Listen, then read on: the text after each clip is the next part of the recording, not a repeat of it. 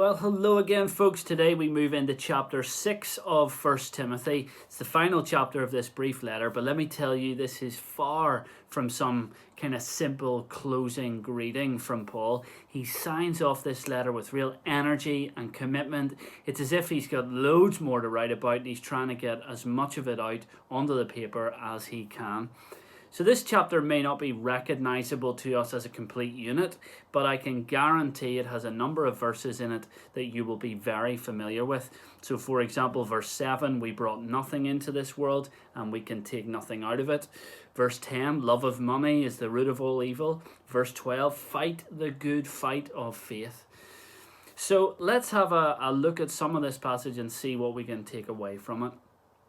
Paul quite quickly moves into talking about a couple of things that are similarly related in this context, namely false teaching and having a love of money. And he starts this section by saying to Timothy in verse 2, there are things you're to teach and insist on.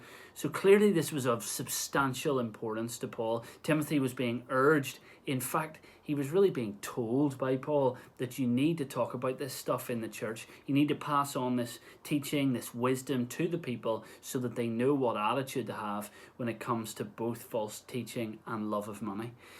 So in verses 3 to 5, he describes people who preach a false message about Jesus as having ulterior motives. These people have been caught up and really duped by myths, fanciful stories, and they are kind of misquoting and misreferencing the Old Testament and coming to all kinds of conclusions that just are not there.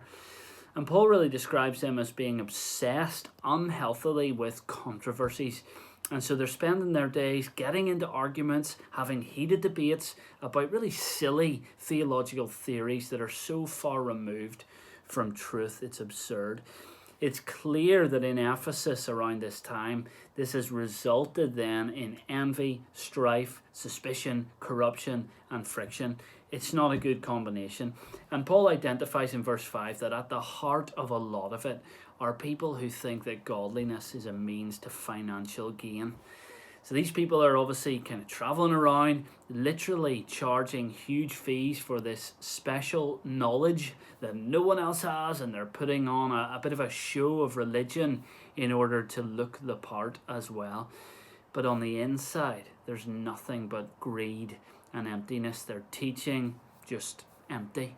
So Paul offers up a picture then of what it should look like. He says in verse 6, godliness with contentment is great gain. And that word contentment there, such an important word, an important principle for Christians to adopt in their lives. Contentment in all circumstances. Contentment with what the Lord has given you. Contentment with the Lord's will and the Lord's plan. Paul says that famous line, we brought nothing into the world and can bring nothing out of it. And how true that is, how obviously true it is. And yet, don't we all forget it just far too often? Don't we all spend so much of our time and energy and money amassing stuff, material possessions that we think we need or we think will better our lives somehow, but it never lasts, does it? Within 1 week or 1 month or 1 year, we get bored of whatever it is and we want something else. And that's that kind of endless materialistic cycle. There's always more money to crave. There's always more stuff to get. And Paul is really warning here. This is a really dangerous way for a Christian to live. It's unhealthy in its pattern, and it can then become an addiction. As Christians, we ought to steer clear from a love of money. And remember, it's a love of money that's wrong here. It's not wrong to just have money. It's not even wrong to have a lot of money.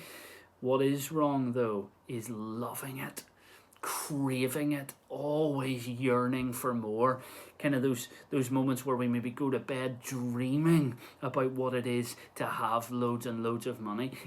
Because the reality is, love of money is dangerous. So dangerous, in fact, that it can lead us away from God, away from our faith, and lead us toward grief and emptiness, is what Paul's saying here. And folks, this is one of the most challenging things in the Christian life. It's hard at times not to crave money. It's hard not to want more. And it's especially hard for us in this Western world that we live in, because we're surrounded by this. Advertising is all around us, and we're led to believe that having things brings a joy or a meaning or a purpose or a completeness and so on to our lives. And the truth is, having Jesus is the only thing that leads to those things we've mentioned. Jesus is free. He doesn't cost anything because he paid the price for us already. See, Christians of all people in the world should be the most content in their circumstances, no matter what they are, because we should know that this life is not all there is. In fact, this life is but a fleeting moment in light of eternity. And we also should know that gaining Christ in our lives is more valuable than anything else in the world. There is nothing that money can buy that would even come close.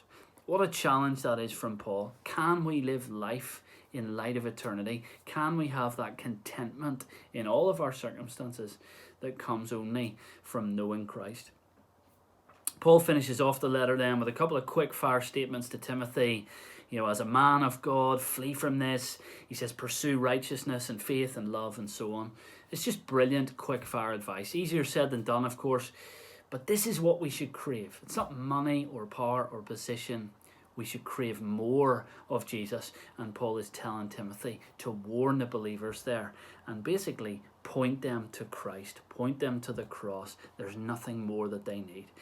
And after a few more finishing remarks, Paul's first letter to Timothy is more or less complete. So join us tomorrow then as we move into 2 Timothy, and we'll spend a bit of time the rest of this week in that letter. Until then, though, as ever, God bless.